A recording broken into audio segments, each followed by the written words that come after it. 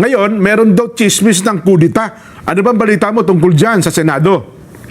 Yun nga dyan, itong weekend, usap-usapan yan dito sa social media na mayroon daw mga miyembro nitong majority bloc yung may dissatisfaction o hindi kontento dun sa pamumuno ngayon nitong si Senate President Vicente Sotto III.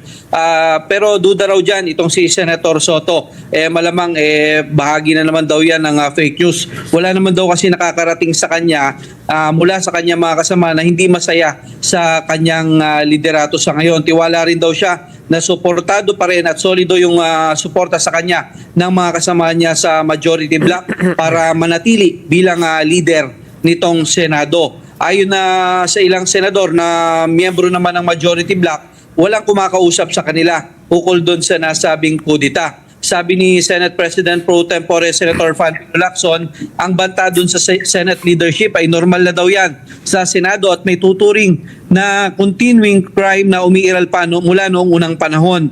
Para naman kay Senator Erwin Tulfo, marami mas mahalagang trabaho na dapat nilang unahin kaysa dyan sa usapin ng politika. Aminado naman yung ilang miyembro nitong minority bloc na napag-uusapan nga nila yung posibilidad na pagpapalit ng liderato ng Senado. Pero ayon kay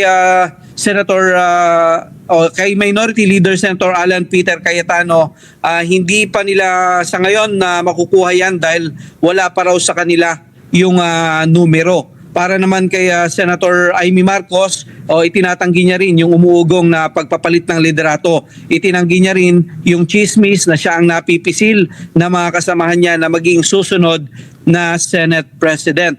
Para kay Sotto, Jen, posible raw na merong mga hindi natuwa doon sa pagpapalit ng chairmanship sa ilang komite. Kabilang na nga itong komite on foreign relations na dating pinamunuan ni Senator Amy Marcos na ipinasa kay Senator Erwin Tulfo. Jen? Ayon, pero teka lang, anong sentimiento ng mga senador doon sa statement ni SP Sotto na mali ang Korte Suprema sa naging desisyon sa impeachment laban kay BP Inday Sara? Mar?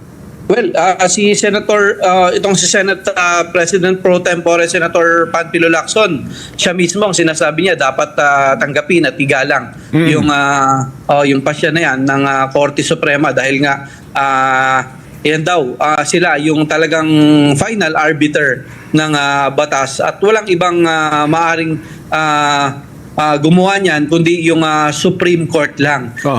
Ayon nga dun sa kanyang post dun sa social media, sinasabi niya hindi tatawagin na mga gods of Padre Paura itong mga purado ng Supreme Court kung wala lang. No? Ayan. Sige, alamin mo rin, Mar, reaction yung mga senador na miyembro ng Senado kung ano ang kanilang sentimiento ukol sa bagay na ito.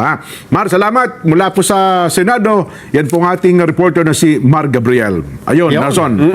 Tinatanong mo, Jen, ano ba ang nag-udyok kay Senate President Tito Sotto? Meron ba? Para sabihin, sa kanya?